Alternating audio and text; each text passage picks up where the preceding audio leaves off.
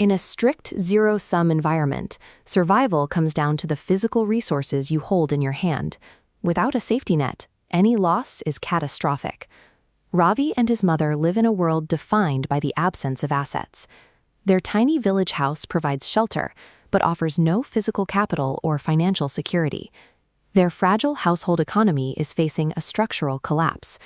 Ravi's mother requires medical care, generating a growing pile of bills they are mathematically incapable of paying. Knowing the situation is dire, she makes a quiet, desperate choice.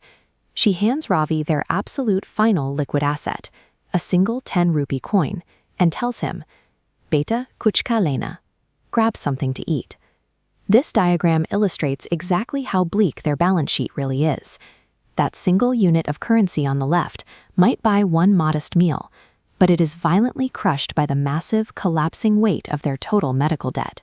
When Ravi steps out the door, he is carrying a mathematically useless asset. He needs a miracle, but all he has is 10 rupees. In a purely financial system, this coin is a dead end. It forces an impossible choice between temporary survival today and the absolute certainty of ruin tomorrow. Walking down the chaotic market road, the psychological weight of carrying his final piece of capital presses down on him. Then an external variable enters his closed system. An old, exhausted man is sitting by the side of the road, visibly starving. The primary rule of financial crisis management dictates that in times of absolute scarcity, you must ruthlessly conserve your remaining resources for self-preservation.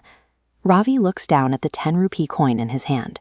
He weighs standard economic logic against the immediate, visceral suffering of the stranger in front of him. Against every rule of rational self-interest, he makes a trade.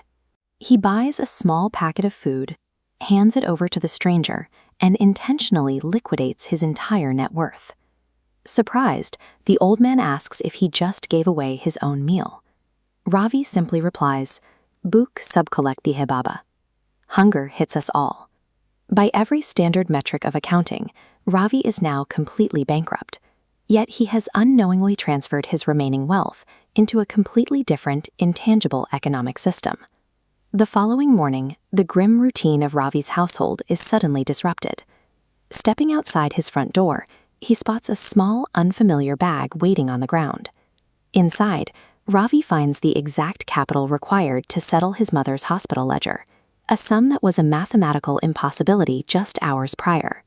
This network graph models a phenomenon known as an asymmetric return. In social networks, a high-impact gesture, like feeding a stranger, acts as a signal that can trigger a disproportionate response from hidden, interconnected nodes within that community. Resting next to the money is a brief letter explaining the windfall. It reads, "Kindness never disappears. It always finds its way back." Ravi scans the road across from his house, looking for the old man, but the street is entirely empty. Empathy functions as a powerful shadow economy. Its mechanisms are often invisible, but its payouts solve survival problems that the traditional market cannot. Fast forward several months, and Ravi's world has reached a new equilibrium. His mother is safe, and he has leveraged that financial windfall to open his own small shop. This shop operates as his own personal mini-economy. For the first time in his life, Ravi dictates the rules and holds the capital. One afternoon, a hungry child wanders up to the storefront. It is a direct mirror to Ravi's past, presenting an immediate test of his values. Now that Ravi actually has financial power to protect, will he default back to strict, self-interested logic, or will he maintain the rules of the empathy economy that saved him? He hands the food over freely, establishing his new business policy. Paise baad mein dena, pehle pit buttle. Pay later, fill your stomach first.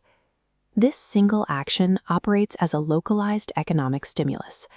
By refusing to hoard his resources, Ravi ensures that human generosity doesn't stagnate, but continues to circulate through his community. A life's prosperity is measured by the amount of humanity put into circulation. Dunia mein sabse bada dhan paisa nahi, insaniat hai.